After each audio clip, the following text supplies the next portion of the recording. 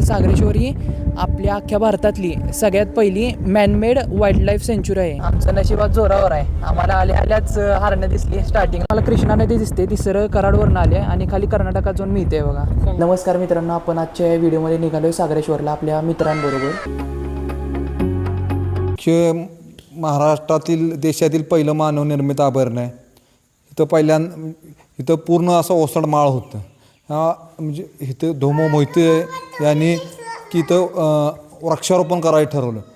आपल्याला पहिलाच हरिण दिसले, हे स्पॉटेड डिअर याला म्हणतात.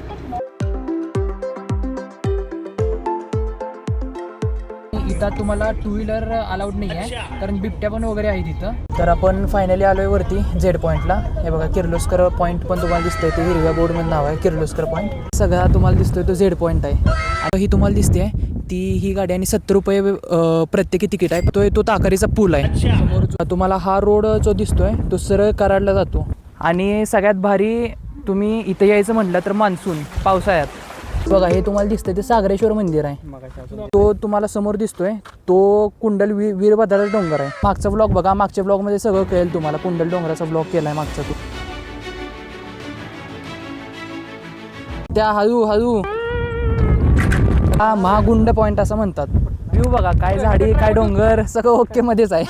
बघा हे आहे ते लिंगेश्वर मंदिर आहे. मला समोर दिसतंय ते लिंगेश्वर मंदिर आहे बघा.